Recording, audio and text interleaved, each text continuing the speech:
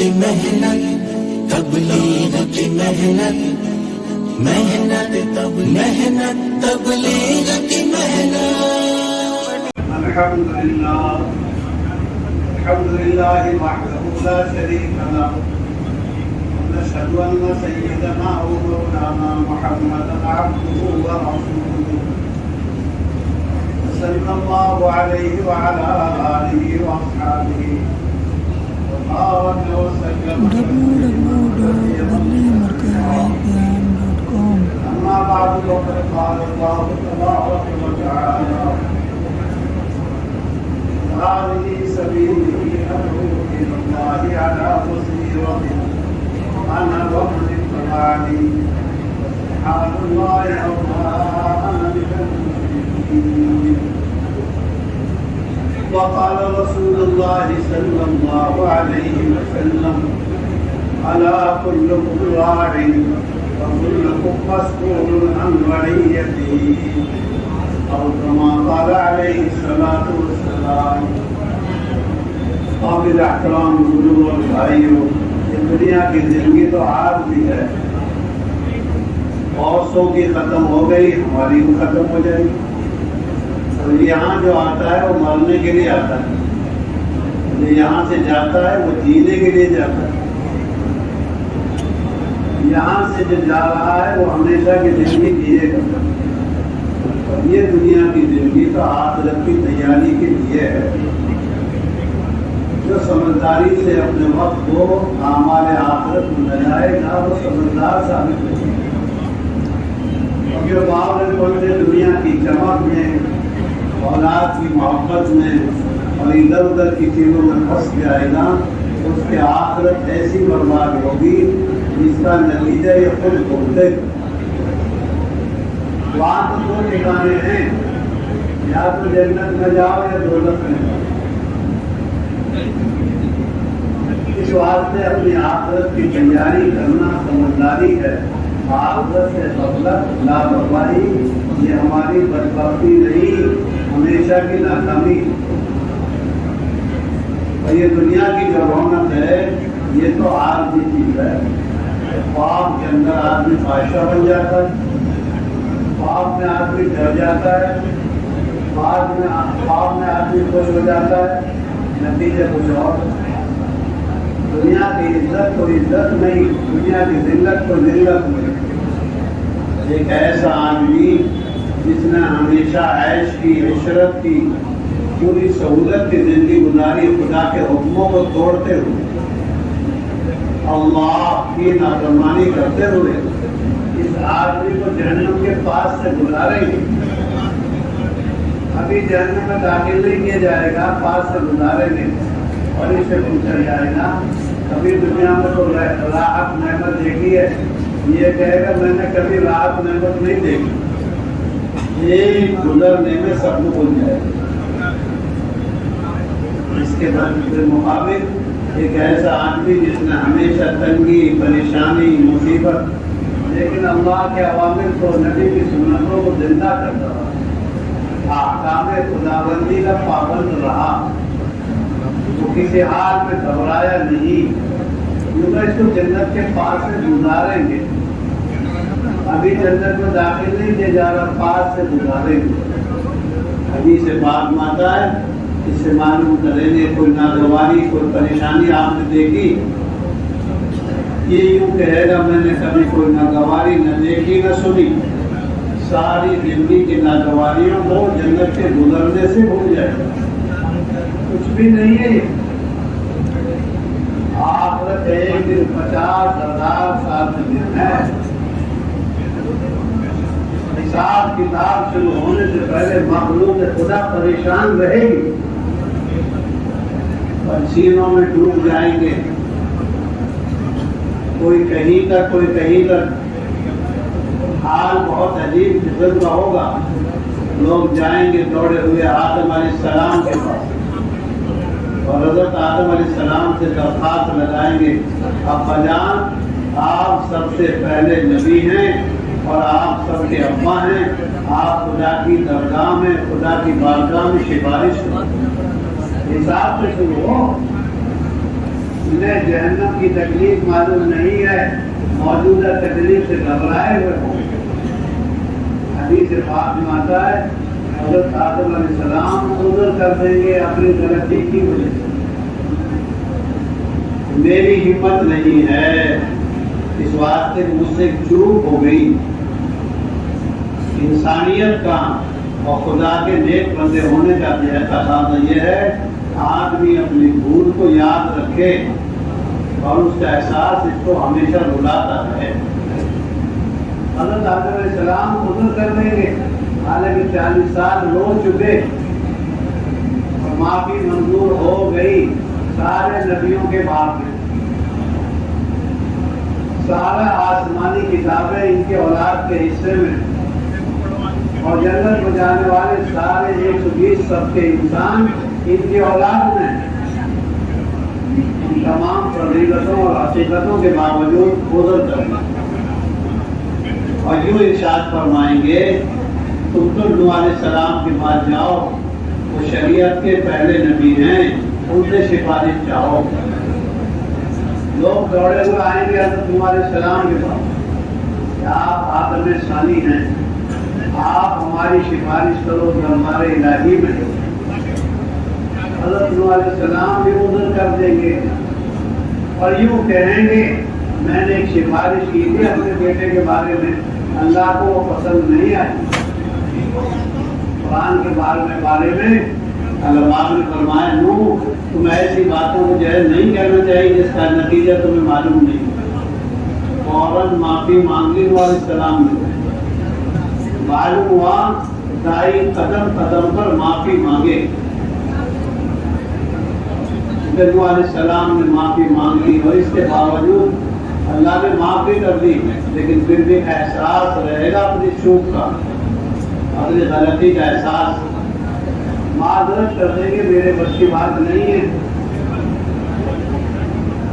یہ ساری مخلوق کو حضرت نوح علیہ السلام بھیجیں گے تم جاؤ ابراہیم علیہ السلام کے پاس، اور حضرت ابراہیم علیہ السلام سے درخواست لگاؤ، وہ سفارش کریں گے۔ کیونکہ دنیا میں جتنی آسمانی کتابیں آئی ہیں وہ سب حضرت ابراہیم علیہ السلام کے گھر میں ہیں، توریت ہو، انجیل ہو، زبور ہو، قرآن ہو، اور اکثر صحیفے ان کی نسل میں اور ان کی اولاد میں۔ چند لوگ ایسے ہیں جیسے شیخ علیہ السلام جن کی نسل میں جو ان کی نسل سے نہیں ہے، اکثر قرآن آسمانی کتابیں ان کے گھر میں۔ حضرت ابراہیم علیہ السلام عذر کرتے ہیں 3 باتوں کی بنیاد پر عذر کرتے ہیں۔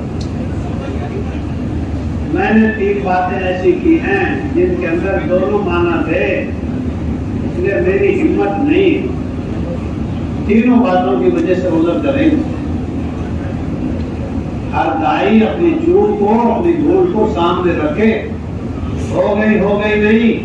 نوح علیہ السلام کو یاد ہے، آدم علیہ السلام کو یاد ہے، حضرت ابراہیم علیہ السلام کو یاد ہے، کیونکہ حضرت ابراہیم علیہ السلام عذر کریں گے اور یوں فرمائیں گے تم لوگ جاؤ موسیٰ علیہ السلام کے پاس۔ حضرت موسیٰ علیہ السلام کے بعد لوگ آئیں گے اور حضرت موسیٰ علیہ السلام بھی عذر کرتے ہیں۔ حضرت موسیٰ علیہ السلام کے اللہ پاک سے براہ راست مباشرتاً آمنے سامنے بات ہوئی ہے، اس لیے وہ کلیم اللہ کہلاتے ہیں۔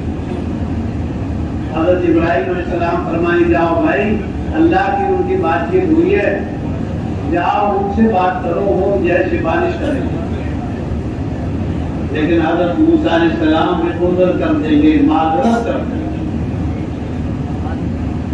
اور معذرت کے بعد یہ کہیں گے کہ جاؤ عیسیٰ علیہ السلام کے پاس، وہ سفارش کر سکتے ہیں، وہ ابن اللہ، وہ جو ہے روح اللہ ہے، وہ اللہ کے کلمے ہیں، وہ اللہ کے خاص بندے ہیں، بغیر باپ کے پیدا کیا، وہ الگ سے ایک نعمت ہے۔ ان کو اللہ پاک نے بڑے معجزے بخشے، مردوں کو زندہ کرنا، اندھوں کو بینا بنانا، اور کوڑیوں کو صحیح کرنا، اور بہت سارے فضائل، اور دنیا میں کوئی آدمی 2 بار نہیں آئے گا سوائے عیسیٰ علیہ السلام۔ اور دنیا میں کوئی آدمی 2 کتابوں پر عمل نہیں کر پائے جیسے سوائے کے ماشاءاللہ انجیل پر عمل کیا، قرآن پر عمل کریں گے۔ بہت تھوڑے لوگوں کو یہ موقع ملتا ہے۔ حضرت عیسیٰ علیہ السلام کے پاس لوگ آئیں گے اور سفارش کریں گے، آپ ہم سے ہماری سفارش کرو اللہ کی بارگاہ میں، اللہ پاک ہماری سفارش آپ کی سفارش سے حساب شروع کرو۔ ابھی حساب شروع نہیں ہو رہا، ساری مخلوق حیران پریشان ہوگی۔ لوگ عیسیٰ علیہ السلام کے پاس آئیں گے، عیسیٰ علیہ السلام بھی گزر کرو، میرے بس کی بات نہیں۔ آج اللہ کا جلال بہت زیادہ ہے، آپ سے پہلے کبھی اتنے ناراض نہیں ہوئے، آئندہ بھی نہیں ہوں گے، لہذا میری ہمت۔ حالانکہ بچپن میں انہوں نے 10 باتیں ایسی کی ہیں جو آج تک کسی نے بھی نہیں کی، اور بعد میں قرآن نے ان کو نقل کیا ہے۔ بچپن میں ایسی 10 باتیں بتائی جو کسی نے نہیں بتائی۔ میں اللہ کا بندہ ہوں، اللہ پاک مجھے کتاب دیں گے، مجھے نبی بنائیں گے، اور اللہ پاک نے مجھ کو نماز اور زکوٰۃ کا حکم دیا ہے جب تک زندہ رہوں، مجھے اپنی ماں کے ساتھ بھلائی کرنے کا حکم۔ پورا ایک رکوع ہے، سورہ مریم پڑھ کے دیکھیں ہم، کیونکہ حضرت عیسیٰ علیہ السلام بھی معذرت کرتے تھے، تم جاؤ محمد صلی اللہ علیہ وسلم کے پاس۔ حضرت محمد صلی اللہ علیہ وسلم ہی سفارش کر سکتے ہیں، ان کے علاوہ کوئی نہیں کر سکتے۔ یہ سارے لوگ حاضر ہوں گے اللہ کے نبی حضرت محمد صلی اللہ علیہ وسلم کی خدمت، اور آپ علیہ السلام اللہ کی بارگاہ میں سجدے میں چلے جائیں گے۔ بعض علماء نے تو لکھا ہے بہت لمبا سجدہ ہوگا، بعض نے تو لکھا ہے 1 ہفتے کا سجدہ کریں گے، بہت لمبا سجدہ، بہت لمبا سجدہ۔ اللہ پاک کو رحم آئے گا لمبے سجدے پر، اپنے بندے کی مسکنت پر، اپنے بندے کی عاجزی پر۔ بڑوں سے کام کروانا تو خوشامد ہے کام۔ اللہ کو رحم آئے گا، یہ فرمائیں گے ارفع یا محمد، اے محمد صلی اللہ علیہ وسلم اپنا چہرہ اٹھاؤ، سوال کرو، جب کرو گے پورا کیا جائے۔ اللہ اپنے وعدے کے خلاف نہیں کرتا۔ حضرت رسول پاک علیہ السلام اللہ کے دربار میں جو ہے درخواست لگائیں گے اور حساب شروع ہو جائے گا۔ حساب آسان چیز نہیں ہے، ساری دنیا کو اعلان کر کر میدان عرفات کو لایا جائے۔ ایک فرشتہ اعلان کرے گا بیت المقدس سے، جبریل ہوں گے یا ان میں سے کوئی اور فرشتے ہوں گے، اور ساری دنیا کو اعلان ہوگا، تمام مردے کھالوں سمیت اور اپنی جو ہے ہڈیوں سمیت، اپنے گوشت سمیت، اپنی جو ہے روحوں سمیت اکٹھے ہو جاؤ، زندہ ہو جاؤ، یہ اعلان ہوگا، اور ساری دنیا مٹی سے کھڑی ہو جائے گی، اور سب کو میدان عرفات جانے کا حکم ہوگا۔ یہ اذان کی طرح نہیں ہے چاہے جاؤ چاہے نہ جاؤ، یہ تو اجباری حکم ہے، آگ لگائی جائے گی، لکھا ہے علماء نے آگ لگائی جائے گی، جو جہاں کھڑا ہو جائے اس کے پیچھے آگ لگے گی اور اس کو چلنے میں مجبور کریں گے۔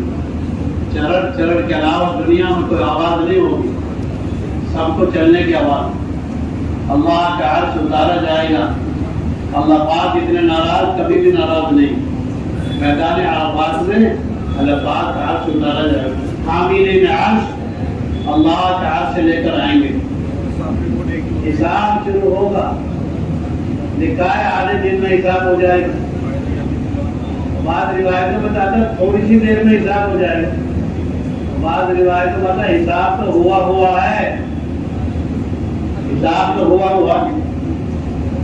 آدم علیہ السلام کی پیٹھ پر اللہ پاک نے ہاتھ پھیرا، نورانی روحیں اور ایمانی روحیں ظاہر ہو گئی وادی نعمان میں۔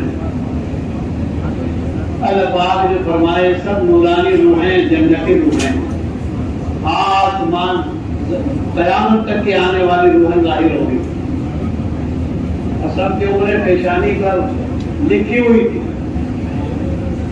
اس کے بعد دوبارہ حکم ہوگا جاؤ، پھر دوبارہ ہاتھ پھیرا تو جو ہے فرمایا یہ کالی روح ہیں، یہ سب جہنمی،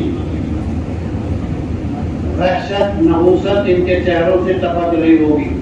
وہ کون ہے؟ وہ ہم لوگ ہیں، ہر طبقے میں ہر قوم ہے، یہ نہیں ہے وہ جنتی تھے۔ کون ہے جنتی؟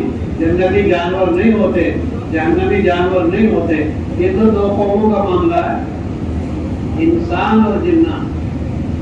جنت میں جانے والے انسان اور جنات ہیں، تیسری کوئی قوم نہیں۔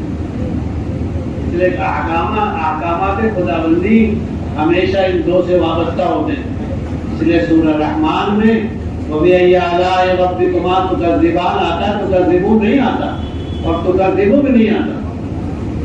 دونوں قوموں کو خطاب ہے، انسانوں کو اور جنات کو۔ وَمَا خَلَقْتُ الْجِنَّ وَالْإِنسَ إِلَّا لِيَعْبُدُونِ کہا۔ آج جو ہے ساری دنیا کب صفائی ہوگی، کیا حساب ہوگا؟ اللہ کے سامنے سب کی پیشی ہوگی، دائیں ہاتھ والے بھی اور بائیں ہاتھ والے بھی۔ کون خوش نصیب ہیں جن کو ان کے اعمال نامے دائیں ہاتھ میں دیے جائیں گے، سامنے کی طرف۔ یہ لوگوں کو اپنا اعمال نامہ سنائیں گے، دکھائیں گے، لو بھائی پڑھو، خوش ہوں گے۔ اور بائیں ہاتھ والوں کو پیچھے سے ان کے جو ہے نامہ اعمال سنائے جائیں گے، اور یہ یوں کہیں گے ہمارے مال نے اور ہمارے عہدے نے اور ہمارے دبدبے میں ہمارا کچھ جو ہے کام نہیں دیا، کوئی فائدہ نہیں، ہمارا عہدہ، ہمارے مال، ہمارے کام نہیں آئے۔ یہ سارے گھمنڈ گمان رہ جائیں گے، کچھ نہیں کام آئے گا سوائے نیک عمل کے، سوائے خدا کی مہربانی۔ یہ ایسی گھڑی ہوگی کوئی کسی کے کام نہیں آئے۔ یہ فیصلے کا دن ہے، اسی موقع پر کچھ خوش نصیب جو ہوں گے جو بہت اونچے درجے والے ہوں گے۔ سورہ واقعہ ہم پڑھیں، ہمیں قرآن معلوم ہو آخرت کا کیا منظر ہے۔ ہم تو سورہ واقعہ پڑھتے ہیں روزی کی برکت کے لیے، سورہ واقعہ پڑھیں آخرت کی تحقیق کے لیے، آخرت میں کیا مناظر ہے، آخرت میں کیا ہوگا، یہ سورہ واقعہ پڑھیں۔ اور بہت ساری صورتوں میں اللہ پاک نے قرآن میں مضمون آخرت کو بتایا، ہم پڑھتے تو ہیں، گزرتے ہوئے۔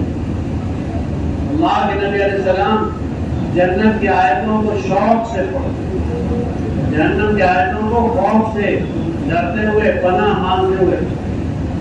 قرآن پڑھنا ایک مستقل نعمت ہے۔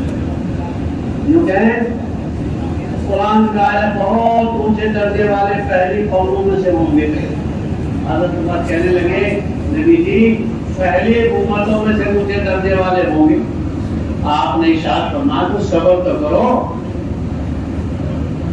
تھوڑی دیر کے بعد نازل ہوا سلۃ من الاولین وسلۃ من الآخرین۔ اونچے درجے کے لوگ پہلی امتوں میں سے ہوں گے اور اونچے درجے کے لوگ آخر کی امت میں سے، یعنی حضرت محمد صلی اللہ علیہ وسلم کی امت میں سے ہوں۔ یہ خوش نصیب دائیں ہاتھ والوں میں بھی اعلیٰ درجے کے لوگ۔ یہ ہے موقع، اس کو نامہ اعمال کہاں سے لیے جائیں گے، یہ ہے آخری فیصلہ۔ کالوں کی پہچان نہیں، گوروں کی پہچان نہیں، یہاں تو عمل والوں کی پہچان ہے۔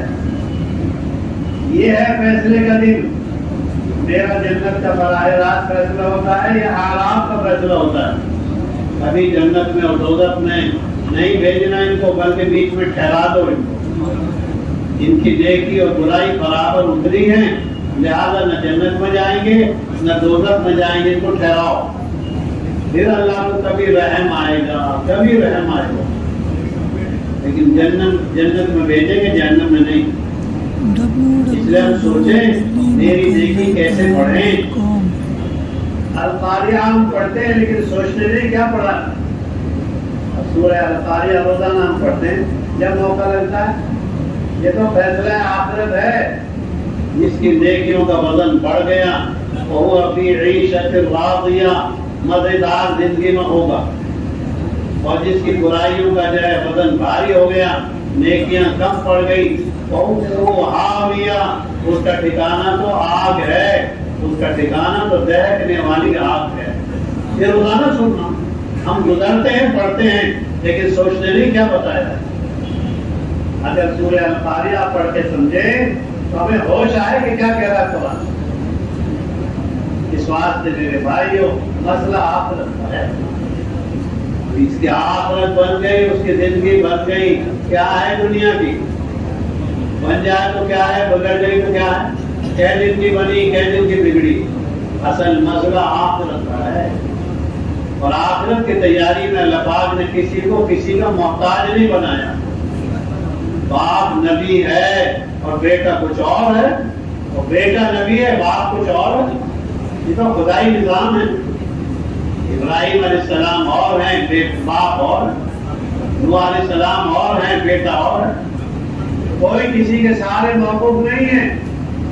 اگر میرا شوہر نیک ہوتا، یہ تو خدائی نظام ہے، فرعون جہنم میں جائے گا، آسیہ جنت میں جائے گی نبی کے ساتھ۔ یہ تو آپ نے اپنے ٹھکانے کی بات ہے۔ ابو جہل کہاں جائے گا، حضرت اکرمہ کہاں جائیں گے؟ معیار زندگی کسی کے سہارے نہیں ہے۔ آخرت کا معاملہ تیاری پر ہے۔ اللہ نے ایمان بنانے کا، عمل بنانے کا، آخرت کی تیاری کرنے کا ہر ایک کو موقع دیا۔ آنکھوں سے رو لے، کانوں سے سن لے، زبان سے جو ہے مانگ لے، اور دل کو خدا کی طرف لگا دے، اور اپنی بھی فکر کر، دوسروں کی کر۔ اللہ نے کسی کو پر موقع کو نہیں رکھا۔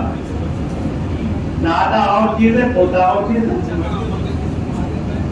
سارا نظام آخرت الگ ہے۔ اپنی اپنی سوچیں ہم، میں نے کیا کیا ہے آج تک، حساب لگا کے دیکھیں میری 40 سال زندگی میں میرے کیا عمل ہے۔ آج تو توبہ کرنے کا موقع ہے، معافی مانگنے کا موقع ہے۔ جب ہمارا گلا بولے گا توبہ کا دروازہ بند ہو جائے گا۔ اللہ پاک بندوں کی توبہ قبول کرتے ہیں جب تک اس کا گلا نہ بولے، اور آخر میں جب سورج نکلے گا ادھر مغرب سے اور ادائی میں آ جائے گا توبہ کا دروازہ بند ہو جائے گا۔ ابھی تو توبہ کا دروازہ کھلا ہوا ہے۔ توبہ کر کے آدمی بہت آگے جا سکتا ہے، لیکن توبہ میں یہ شرط ہے آدمی اس گناہ کو چھوڑ دے، آدمی اس گناہ پر شرمندہ ہو، آدمی اس گناہ کے نہ کرنے کا پکا ارادہ کرے۔ اس لیے کہ توبہ مذاق نہیں ہے، توبہ تو رجوع ہے اللہ کی طرف۔ حضرت نوح علیہ السلام، آدم علیہ السلام نے آسمان کو 40 سال تک دیکھا نہیں۔ ساری امت کا رونا اور انسانیت کا رونا جمع کریں وہ کب پڑ جائے گا۔ حضرت آدم علیہ السلام کا رونا جب رونے کا مزاج اللہ کے سامنے، اللہ کو رونے والے بہت پسند ہیں۔ رونے والوں کا کام دیر میں بناتے ہیں تاکہ روتے رہیں، جلدی بنا دیں گے یہ روئے گا نہیں۔ پھر جو نیا آدمی روتا ہے اس کا کام جلدی بنایا جاتا ہے کہ نہیں ہوا، اور جو روتا رہتا ہے اللہ پاک ان کے رونے سے خوش ہوتے ہیں، کام دیر میں بنا۔ حضرت عبداللہ بن عباس رضی اللہ عنہ بہت روتے ہیں۔ کسی نے ان سے کہا اے عبداللہ بن عباس کیوں روتے ہو، آنکھیں خراب ہو جائیں۔ ارشاد فرماتے تھے آنکھوں کا کیا فائدہ اگر رویا نہ گیا، ما فائدۃ العیون اذا ما بکیت، رونے نہ بھی چاہتا اللہ کے بندوں کے سامنے نہیں، اللہ کے سامنے۔ اس واسطے اللہ سے رو کر منوا لے، توبہ کرنے کو کہو۔ توبہ تو گناہوں کو کھاتی ہے اور غیبت نیکیوں کو کھاتی ہے۔ اللہ پاک آخرت میں پرچہ دکھائیں گے، لو یہ دیکھ لو، تمہاری کوئی نیکی کم لکھی ہو، تمہاری کوئی برائی زیادہ لکھتی ہو، لو دیکھ لو۔ اللہ پاک کے سامنے ہر ایک کو پرچہ دکھایا جائے گا، لو دیکھ لو۔ بہت سارے لوگ کہیں گے اے اللہ پاک ہماری نیکی کم ہے، ہم نے تو بہت ساری نیکی فرمایا، غیبت کی وجہ سے کاٹ دی ہیں۔ ہم لگے رہتے ہیں نا، فلاں کو پہنچا رہے ہیں، قرآن پہنچا رہے ہیں، تہجد پہنچا رہے ہیں، دعوت پہنچا رہے ہیں، عبادت پہنچا رہے ہیں، تلاوت پہنچا رہے ہیں، دعا پہنچا رہے ہیں، اس سے جسم کے حضرت امام ابو حنیفہ رحمۃ اللہ علیہ سمجھدار آدمی واقع ہوئے دنیا میں، ان کی کئی غیبت ہو رہی تھی، بہت سارے انعام اکرام میں مٹھائی اور پھل پیش کیے اور فرمایا لو بھائی یہ تمہارا اکرام ہے، تم نے نیکی مجھ کو پہنچائی. اور فرمایا اگر میں غیبت کروں اپنی ماں کی کروں تاکہ میری نیکی میری ماں کے کام. ہمیں ہوش نہیں ہے اور روحانی اور نورانی سمجھتے ہیں اس کو. قرآن پڑھتے ہو غیبت. حدیث پاک میں آتا ہے غیبت زنا سے بدترین گناہ ہے. زنا مسجد میں نہیں کرتا آدمی، لیکن غیبت کرنے سے. اس واسطے اپنے آپ کو بچا بچا کے چلنا پڑے گا. کیسے بچیں گے؟ آخرت سامنے رکھ. جو آدمی آخرت کو سامنے رکھے گا وہ تو جھک کر چلے گا، دب کے چلے گا، پس کے چلے گا. میری آخرت حق ہے. ایک صحابی رضی اللہ تعالیٰ عنہ کی زبان بند ہو گئی، کلمہ جاری نہیں ہو رہا زبان سے ایمان کا. اللہ کے نبی علیہ السلام کو بتایا گیا خدا صحابی زبان سے کلمہ نہیں پڑھ پا رہے. آپ نے آ کر جو ہے دیکھا تو کو تعویذ نہیں دیا، پانی پر دم نہیں کیا، آپ نے تو دعا نہیں سنائی بتائی، آپ بذات خود تشریف لائے. کیوں؟ آپ تو رؤوف بالمؤمنین ہیں. آپ نے آ کر پوچھا اس کے ماں باپ کہ ماں زندہ. آپ نے ماں سے کہا معاف کر دو، نہیں معاف کر دو. ہر چند کوشش کی لیکن اللہ کے نبی تو حکیم ہیں. بقول حضرت ابو سفیان کے جب وہ ایمان میں نہیں آئے تھے، جب کہہ رہے تھے وہ حکیم ہیں، حکمت والے ہیں. حضرت رسول پاک علیہ السلام نے آگ منگوائی، لکڑی لاؤ آگ لاؤ. بڑھیا کہنے لگے اب کیا ہوگا؟ اب اس میں تیرے لڑکے کو ڈالیں. یہ تو نہیں ہوگا، اگر معاف نہیں کرو گے تو یہی ہوگا. جب صحابی کی زبان بند ہو سکتی ہے تو میں کیا چیز ہوں؟ میں کون؟ بیویوں کی غلامی اور ماں کی نافرمانی. ہر ایک کا حق ہے. اولاد کا حق الگ ہے، ماں باپ کا حق الگ ہے، قرآن کا حق الگ ہے، مسجد کا حق الگ ہے، اللہ کا حق الگ ہے، رسول کا حق الگ ہے. ہر لائن کو دیکھنا پڑے گا. دعوت کی پاکیزہ مبارک محنت جب عمل میں آ جائے گی، ایمان کی طاقت بڑھے گی، آخرت کا فکر بڑھے گا اور آدمی سوچے گا میری آخرت کو زد کہاں سے پہنچے گا، کون سا عمل میری آخرت کو بگاڑ دے. عمل میں عدالتیں الگ الگ لگیں گی. ایک حقوق العباد کی ہوگی، ایک حقوق اللہ کی ہوگی. اللہ پاک کسی کے حق کو معاف نہیں کریں گے، اپنا معاملہ خود صاف کرنا. ایک دن اللہ کے نبی نے فرمایا، بہت ساری باتیں بتائی اور بتانے کے بعد یہ فرمایا کہ چاہتے بھائی بڑھ جائے. بہت ساری باتیں آپ نے فرمائی. یہ فرمایا جو اونٹ کی سلسلے میں چوری کرے گا، اونٹ اس پر چڑھ کر آئے گا اور اپنی بولی بولے گا اس کی گردن پر. جو جو مال میں گڑبڑ کرے گا وہ مال آئے گا اور اس کی گردن پر سوار ہو جائے گا. اور فرمایا میرے سامنے سفارش مجھ سے مت سفارش مت کروانا، میں نے تو آج بتا دیا. زکات نہیں دی تو زرمال چڑھے گا اور بولے گا، سانپ بن کر لٹکایا جائے. اللہ کے نبی نے فرمایا اس دن مجھ سے مت کہنا آج کو. آخرت پکی چیز ہے. اس واسطے میرے بزرگوں آخرت کی بڑی تیاری. صحابہ کرام رضی اللہ تعالیٰ عنہ بہت لمبی باتیں نہیں کرتے تھے. وہ تو فرماتے تھے نحن ابناء الاخرہ فکونوا امثالنا، ہم تو آخرت والے ہیں، تم بھی ہمارے جیسے ہو جاؤ. اصل موت ہے. اور حضرت عمر رضی اللہ تعالیٰ نے صاف ستھرا بتا دیا اور فرما دیا جس حال میں زندگی گزارو گے اس حال میں موت آئے. جو لگن ہے، جو دھن ہے، جو اندر کی کیفیت ہے وہ ظاہر ہو جائے. حضرت امام احمد بن حنبل 4 اماموں میں ایک اہم امام ہیں. قرآن کی بنیاد پر ان کو شہید کیا گیا. آخر میں کیا کہہ رہے تھے؟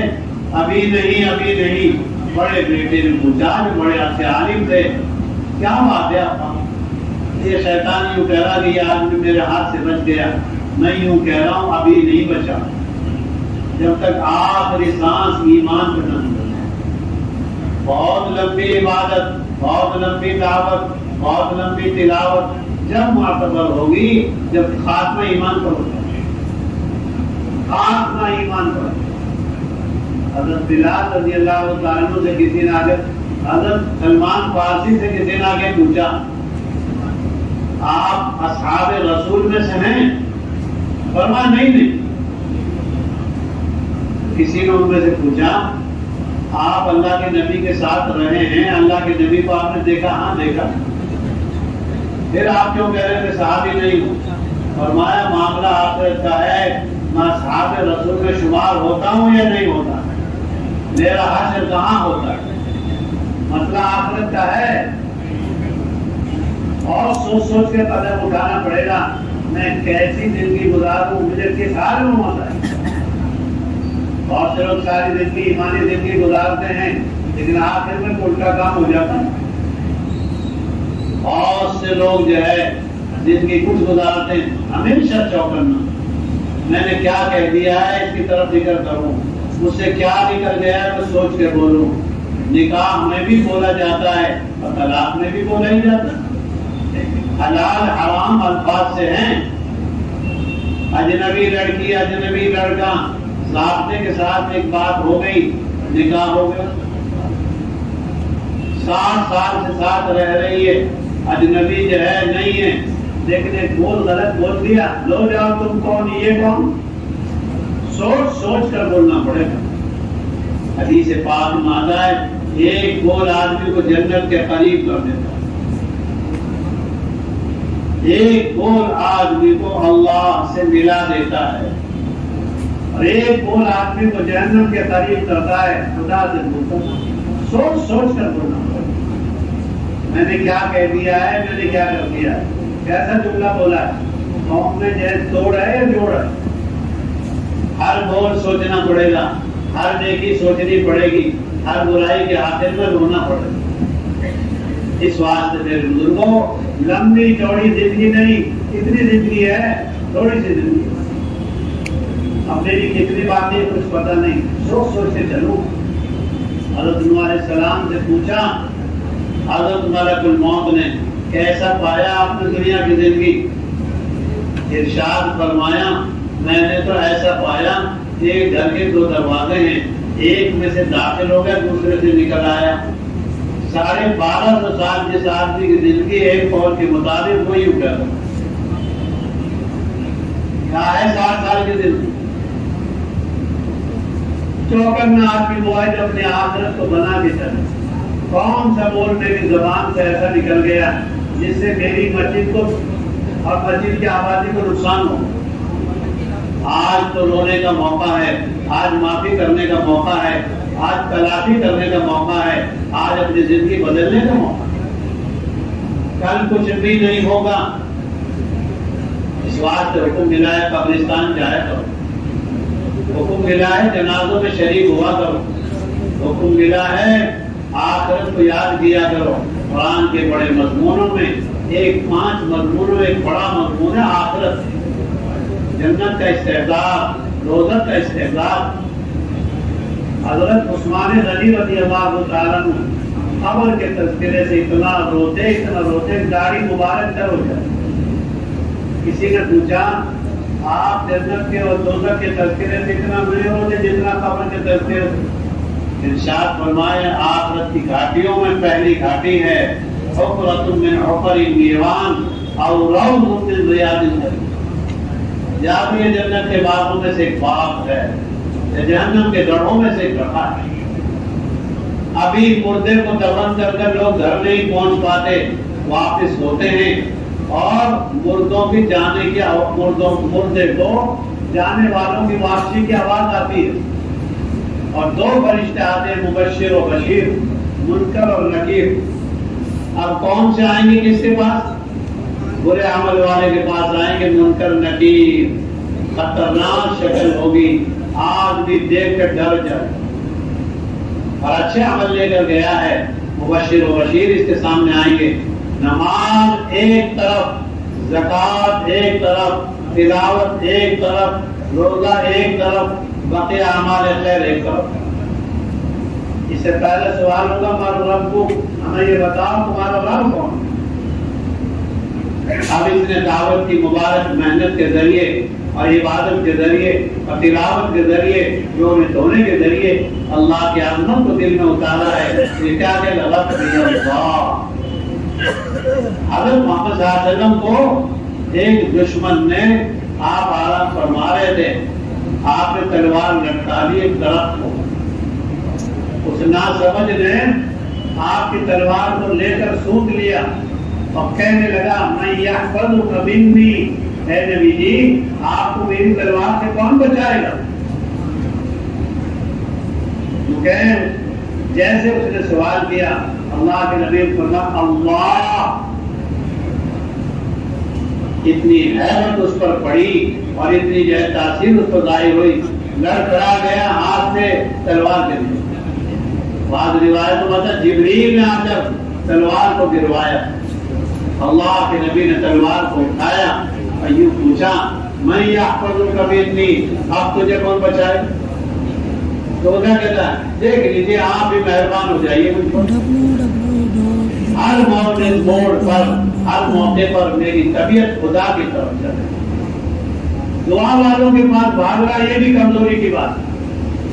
تو بھی تو خدا کا غلام ہے، تجھے بھی وضو سکھائی گئی ہے، تجھے بھی نماز سکھائی گئی ہے، تو بھی خدا کا بندہ ہے، تو بھی نبی کا امتی ہے، تو بھی قرآن زبان کے والا ہے. پہلے خدا کی غلامی خود کر. ہم دعا والوں کے پاس بھاگتے ہیں، بہت اچھی بات ہے، خود دعا مانگنا اصل چیز ہے. جتنی عاجزی ہم دوسروں کے سامنے کرتے ہیں اتنی عاجزی خدا کے سامنے خود کریں.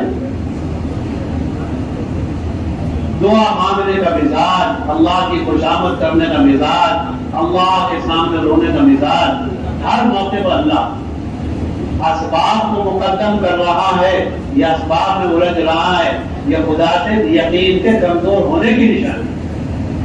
اور یہ نماز پڑھ رہا ہے، اعمال خیر میں لگ رہا ہے، یہ صدقہ کر رہا ہے بیماری پر، اعمال میں لگ رہا ہے، یہ ایمان کی پہچان. اس واسطے ہر کام میں ایمان مقدم کرے. بحرین جانے والے سے اللہ کے نبی نے نماز پڑھوائی. ذکر اللہ کا جو ہے کام ہے. جیسے کمانا کھانا یہ ضروری ہے، استغفار ایک نعمت ہے، اور توبہ ایک نعمت ہے، اور قرآن پڑھنا ایک نعمت ہے، دعا مانگنا ایک نعمت ہے، اور دعوت دینا ایک نعمت ہے، اور عبادت دینا ایک نعمت ہے. اور سارے اعمال جس محنت سے دیتا ہوں یہ ام الاعمال. اس واسطے میں خدا کے نبی نے اور خدا نے بے سہارا نہیں چھوڑا. کہاں جائیں کیا کریں؟ صحابہ کرام رضی اللہ تعالیٰ عنہ خوش ہو گئے. نماز ملنے کے بعد خوش ہونے لگے اور کہنے لگے ہمیں اللہ سے بات کرنے کا، اللہ سے کہنے کا، اللہ سے درخواست لگانے کا ایک ہتھیار مل گئے. نماز پڑھیں گے، دعا کریں گے، اللہ سے اپنا معاملہ صاف کروا لیں گے. یہ فرش پر بیٹھنے والا عرش کا نظام بدلوا لے گا بشرطے کہ اس کی نماز جاندار ہو. ہم بے سہارا نہیں ہیں، ہمیں اعمال کی نعمت دی ہے، ہمیں دعوت کی نعمت دی ہے، عبادت کی نعمت دی ہے، رونے کی نعمت دی. سارے آسمانوں سمندروں سے وہ کام نہیں ہوگا جو آنکھ کے چھوٹے آنسو سے ہو جائے. روکے تو دیکھ آسمان تیری حرکت میں آ جائے. آسمان روتا ہے تو زمین کی فضا بدل جاتی، بچہ روتا ہے تو ماں کی جو ہے کیفیت بدل جاتی ہے. یہ خدا کا گنہگار بنتا اللہ کی جناب میں، اللہ کی بارگاہ میں رو کر اپنے آپ کو دکھائے گا. اللہ کی رحمت اس کا استقبال کرے. رونا کی نعمت ہے لیکن بندوں کے سامنے نہیں. ہم تو اللہ کے سامنے رونے کا مزاج. نماز پڑھیں گے اور روئیں گے. اللہ جیسی نماز پڑھنی چاہیے تھی مجھ سے پڑھی ہی نہ رہے. ذکر کریں گے اور روئیں گے. اللہ جیسا ذکر کرنا چاہیے تھا، اس درجے کا ذکر مجھ سے ہوا نہیں. اس امت کے سب سے پہلے آدمی جو جنت کے 8 دروازوں سے بلائے جائیں گے وہ اپنی نماز کے بعد کیا کریں؟ اللہم انی ظلمت نفسی، اللہ میں نے نفس پر ظلم کیا ہے، بہت زیادہ ظلم. کیسی شاندار نماز ہے، کیسی جاندار نماز ہے. اللہ کے نبی امام بنوا رہے ہیں، لیکن وہ کیا کہہ رہے ہیں اپنے بارے میں؟ اللہ میں نے نماز نہیں پڑھی، بہت بڑا ظلم کیا ہے۔ کیا مطلب؟ جیسی نماز پڑھنی چاہیے تھی ویسے مجھ سے ہوئی نہیں۔ ہر نیکی کے بعد، ہر بھلائی کے بعد، ہر دعوت کے بعد، ہر عبادت کے بعد، ہر خیر کے کام کے بعد آدمی اللہ کی بارگاہ میں اپنے آپ کو حقیر سمجھے، اے اللہ تیری شان کے مطابق مجھ سے کچھ ہوا نہیں۔ جتنا آدمی رونے کی کیفیت بنائے گا، چھوٹا بن کے چلے گا، معافی مانگ کے چلے گا، عذاب الہی رک جائے گا۔ حدیث پاک میں نہیں، قرآن پاک میں آتا ہے اللہ کے عذاب کو روکنے میں دو چیزوں کو بڑا دخل ہے، نبی پاک، نبیوں کا ہونا اور معافی مانگنا۔ جب تک نبی رہیں گے عذاب نہیں آئے گا عمومی طور پر، اور جب یہ معافی مانگتے رہیں گے تو عذاب نہیں آئے گا۔ حضرت یونس علیہ السلام کی قوم پر عذاب آیا، موسم بدل گیا، رنگ بدل گیا، فضا بدل گئی۔ انہوں نے حضرت یونس علیہ السلام کو عراق میں تلاش کیا، نینوا گاؤں میں تلاش کیا، ملے نہیں۔ قوم کو یقینی طور پر یہ بات سمجھ میں آ گئی اب تو عذاب آئے گا، نبی بھی نہیں ہے، موسم بھی خراب ہو گئے۔ بہت سمجھدار ثابت ہوئے، ساری عورتیں، سارے بچے، سارے مرد کاٹ پہن کر، پرانے لباس کو پہن کر بارگاہ الہی میں جنگل میں نکل گئے اور 3 دن تک روتے رہے۔ خدائی درگاہ میں 3 دن تک روتے رہے۔ اللہ کو ان کا رونا پسند آ گیا اور عذاب کو اللہ نے موقوف کر۔ ہم نے غلامی کرتے ہیں غلاموں کی، وہ ہٹا دے گا، وہ کیا ہٹا دے گا؟ یہ وہ کچھ بھی نہیں، وہ کر دے، وہ کر دے، اس اللہ سے کہے جس کے دروازے کھلے۔ اَمَّن يُجِيبُ الْمُضْطَرَّ إِذَا دَعَاهُ، اس ذات پاک کے پاس آ جا جو تیری بے چینی کو، تیری بے قراری کو دیکھے گا اور سنے گا اور تیری مدد کے لیے دروازے کھلے گا۔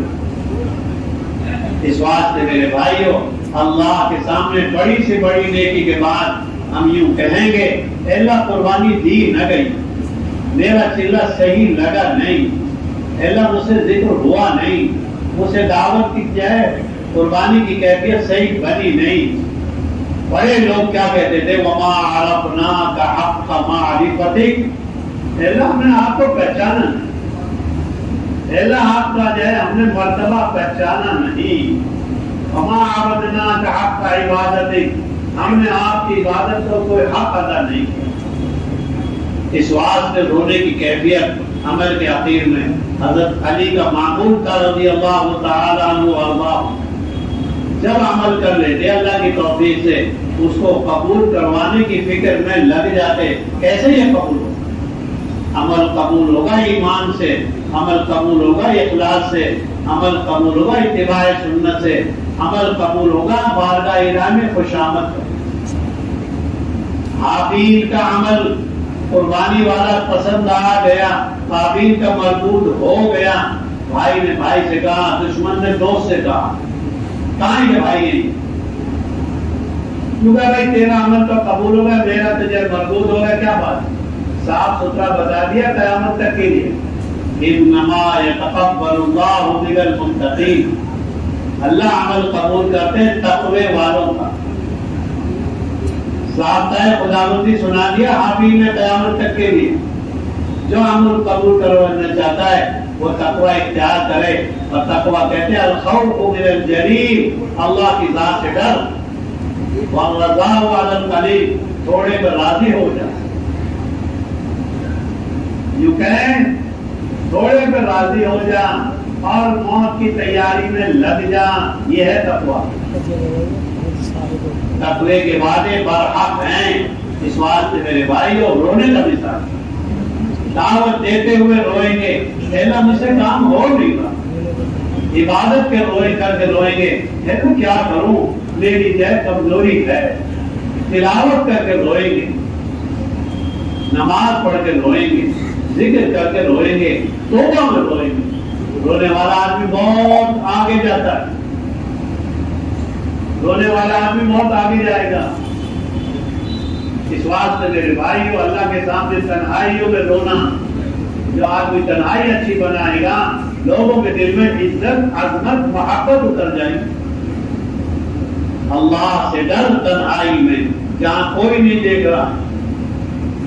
لقمان حکیم رحمۃ اللہ علیہ نے یا علیہ الصلوۃ والسلام نے دونوں قول علماء نے لکھے ہیں، نبی ہیں یا ولی ہیں، تفصیلی گفتگو ہے۔ یوں کہا اپنے بیٹے سے بیٹا اگر خدا کی نافرمانی کرنی ہے وہاں کر جہاں کوئی تجھے نہ دیکھے۔ بیٹا سمجھدار خون کا بیٹا ہے، خون کا اثر ہوتا ہے۔ تھوڑی دیر کے بعد آیا ابا کوئی ایسی جگہ تو ہے ہی نہیں جہاں کوئی نہ دیکھے، جہاں جاتا ہوں وہی اللہ دیکھتے۔ یہ ہے صدیق اکبر کی کیفیت۔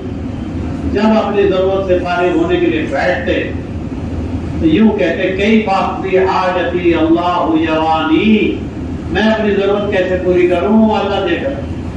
استحضاری کیفیت، اتنا ذکر کیا، اتنی تلاوت کی، اتنے اعمال خیر کیے، اتنی عبادت کی، اتنی دعوت دی، اتنا نبی کا ساتھ دیا، اللہ کا استحضار حاصل ہو گیا۔ ہمیں ساری دنیا کا ڈر لگتا ہے، اللہ کا ڈر نہیں۔ ہمیں ساری دنیا سہارے میں دیکھتی ہے، اللہ کے سہارے ہی نہیں دیکھتی۔ اس ذات عالی سے تعلق رکھنے کی ضرورت ہے جس کو دیکھنے کے لیے آنکھ نہیں چاہیے، جس کو سننے کے لیے کانوں کی ضرورت نہیں ہے، وہ تو تیرے جیسے ساتھ ہے۔ اس واسطے میرے بھائیوں اللہ کی محبت کو اتارنا، آخرت کے لیے ہونا، یہ بنیادی عمل ہے۔ آدمی جتنا رونے والا بنے گا نظام کو خدا سے بدلوا دے۔ معاملہ کسی سے بھی نہیں ہے، مقلب القلوب اللہ کی ذات ہے۔ ساری دنیا کے دل اللہ کی دو انگلیوں کے بیچ میں، یقلب کیف یشاء، جیسا چاہے۔ آخرت کا استحضار، اپنی موت کا استحضار، خدا کی پیشی کا استحضار کہ میرے فیصلے دو میں سے ایک، پتہ نہیں کیا ہوتا ہے۔ حضرت عمر رضی اللہ تعالیٰ عنہ کا کتنا استحضار آخرت ہے۔ فرماتے تھے اگر یہ اعلان ہو جائے سب جنت میں جائیں گے سوائے کہ مجھے ڈر لگ رہا ہے وہ ایک نہیں ہو سکتا، اور اگر یہ اعلان ہو جائے سب آگ میں جائیں گے سوائے کہ مجھے اللہ کی ذات سے امید ہے وہ نہیں ہو سکتا۔ ایمان تو ڈر کے اور امید کے درمیان ہے۔ ڈرنا بھی پڑ جاوے، امید بھی بن جاوے، امید بھی باندھنی ہے لیکن اعمال کرتے ہیں۔ ڈرنا بہت زیادہ ہے۔ اللہ پاک فرماتے ہیں نبت شرابی کا شدید، میری پکڑ زبردست چیز ہے، جب آ جائے گی جب تم سوئے ہوئے ہوں گے۔ اللہ سے ڈرنا سمجھداری ہے، اور اللہ کے سامنے نڈر ہونا باولا پن ہے، باولا پن۔ اس واسطے میرے بھائیوں اللہ سے ڈرنے کا مزاج، ہمیشہ معافی مانگنے کا مزاج، اللہ کے سامنے ہر نیکی کرنے کے بعد شکر ادا کریں گے۔ اللہ یہ گشت ہو گیا آپ کی توفیق سے، یہ ملاقات ہو گئی آپ کی توفیق سے، یہ مشورہ توفیق الہی سے ہوا ہے، یہ میرا 3 دن کا خروج، یہ 40 دن کا خروج، یہ 5 مہینے کا خروج، یہ دوسرے سال کا نکلنا صرف اور صرف تیری توفیق سے ہوا۔ میں کچھ نہیں کر سکتا، صرف آپ کی توفیق سے۔ آدمی جب زام میں رہتا ہے، زام اللہ کو پسند نہیں۔ صحابہ کا زام پسند نہیں، یار تو کیا چیز ہے؟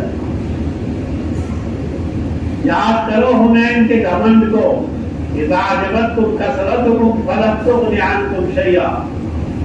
شہادت ابھی تک ہو گئی، کیوں؟ تمہیں تعداد پر گھمنڈ تھا۔ اس لیے ہم تو گھمنڈ کریں گے نہیں، ہم تو شکر ادا کریں گے۔ میرے رب نے مجھ سے 3 دن لگوا دیے، میرے اللہ نے مجھ سے نماز پڑھوا لی، میرے اللہ نے مجھ سے اپنا نام لوا لیا، میرے اللہ نے مجھے چلنے میں قبول کر لیا۔ اللہ چھوٹی نیکی کو بڑی بناتے ہیں۔ یہ قرآن کی آیت میں آتا ہے ما یفعل اللہ بعذابکم ان شکرتم وآمنتم۔ اللہ پاک تم کو عذاب دے کے کیا کریں گے اگر تم شکر ادا کرو اور ایمان لاؤ۔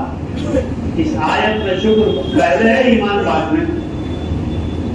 ہم تو اللہ کا شکر ادا کریں، اللہ نے مجھ سے گشت کروا دی، اللہ نے مجھے نماز کی توفیق دے دی، اللہ نے ایک ایمان والے سے بات کرنے کی توفیق دے دی، اللہ نے میرے گھر میں تعلیم کروا دی، اللہ نے میرے بچے سے نیکی کروا دی، اللہ نے میرے گھر والوں کو جماعت میں جانے کے صرف اور صرف خدائی مہربانی سے